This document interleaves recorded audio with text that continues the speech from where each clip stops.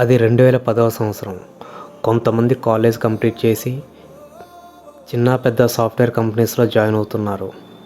Orkut scraps and ఫేస్బుక్లో job వచ్చింది, joined in MNC అని పోస్టులు పెడుతున్నారు. కానీ నా ఫ్రెండ్ మాత్రం ఇంకా బ్యాక్లాగ్స్తో స్ట్రగుల్ అవుతున్నాడు.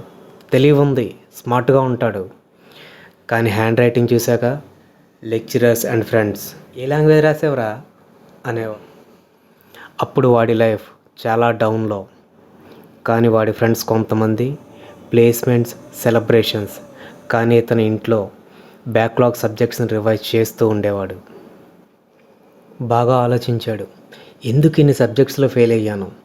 నాకంటే బాగా చదివిన ఫ్రెండ్స్ కూడా పాస్ అయ్యారు, నేనెందుకు కాలేదు అని అనలైజ్ చేసుకున్నాడు. తన హ్యాండ్ రైటింగ్ ఒక రీజన్ అని తెలుసు, కానీ ఇంతవరకు శ్రద్ధ పెట్టలేదు. ఒకరోజు డిసైడ్ అయ్యాడు, నా హ్యాండ్ రైటింగ్ నా కెరీర్ని ఆపుతుందా, let's fix it. Handwriting క్లాసెస్లో జాయిన్ అయ్యాడు. ఇమాజిన్ చెయ్యి, ఒక గ్రాడ్యుయేట్ స్మాల్ కిడ్స్తో ఏబీసీ రాస్తాడు. మార్నింగ్ టు ఈవినింగ్ ప్రాక్టీస్, 6 నెలలు హార్డ్ వర్క్. ఎగ్జామ్ టైం వచ్చింది. మార్నింగ్ ఒక సెమ్, ఆఫ్టర్నూన్ ఇంకో sem, back to back matches. Pressure high, energy low, కానీ 100% యాటిట్యూడ్. ఒక్కొక్క బ్యాక్లాగ్ క్లియర్ చేసుకుంటూ ఫైనల్లీ అన్ని బ్యాక్లాగ్స్ని కంప్లీట్ చేశాడు. బ్యాక్లాగ్స్ క్లియర్ చేసినంత మాత్రాన లైఫ్ స్మూత్ అవుతుందా? కాదు బాస్.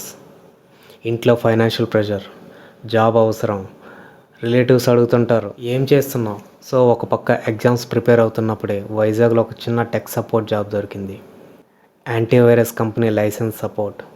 అక్కడ రాయాల్సిన పని ఉండదు కాబట్టి హ్యాండ్ రైటింగ్కి రెస్ట్ ఇస్తాను అనుకున్నాడు. Smart guy, top performer, 8K శాలరీలో 9 months work చేశాడు. అప్పటికి రెసిషన్ ఎఫెక్ట్ ఇంకా అలా ఉందనే ఉంది.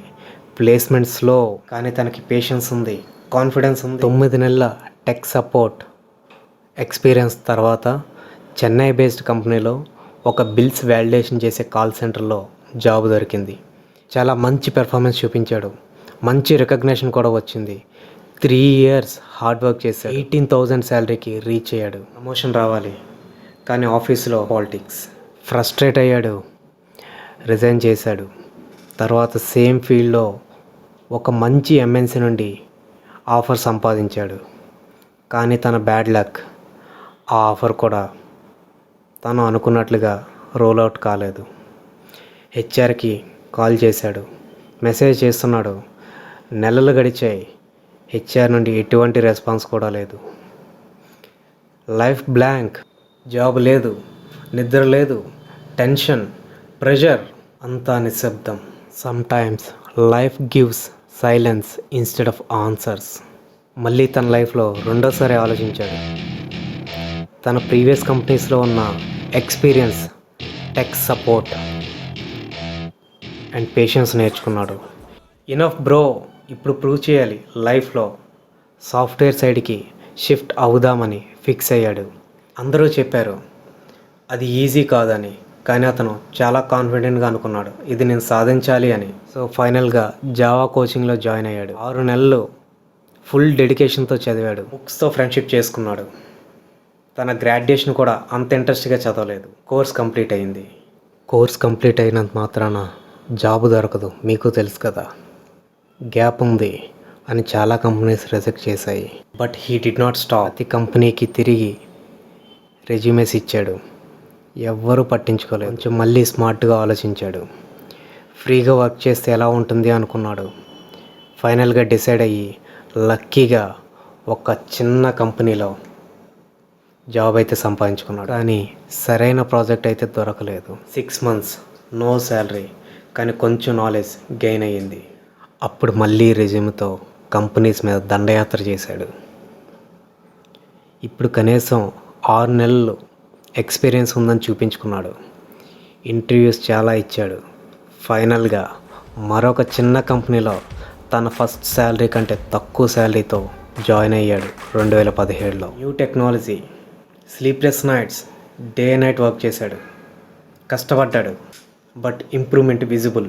3 years కంటిన్యూస్గా హార్డ్ వర్క్ చేశాడు. ఫైనల్గా ఒక స్టేబుల్ కెరీర్లోకి వచ్చాడు.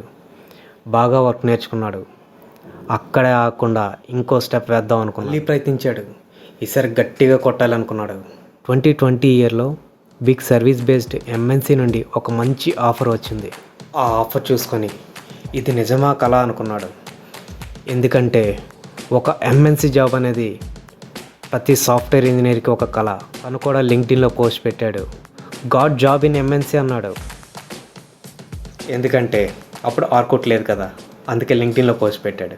అది కోవిడ్ టైం, కొత్త company, work from home, no team talk, అంతా జూమ్ కాల్స్. సరైన నాలెడ్జ్ ట్రాన్స్ఫర్ లేక జాబ్ని కాపాడుకోవడానికి స్ట్రగుల్ అయ్యాడు. మనోడు స్మార్ట్ కదా, ఇలాంటి ఛాలెంజెస్ని చాలా ఫేస్ చేశాడు. కెరీర్లో చాలా నేర్చుకున్నాడు. ఇది తనకి చాలా చిన్నదిగా అనిపించింది. స్ట్రగుల్ అయ్యాడు, బట్ నెవర్ గివ్ అప్. ఫైనల్గా కోవిడ్ ముగిసింది. 2022లో హైదరాబాద్ షిఫ్ట్ అయ్యాడు. కొత్త సిటీ, కొత్త మోటివేషన్, లైఫ్ని బాగా ఎంజాయ్ చేశాడు.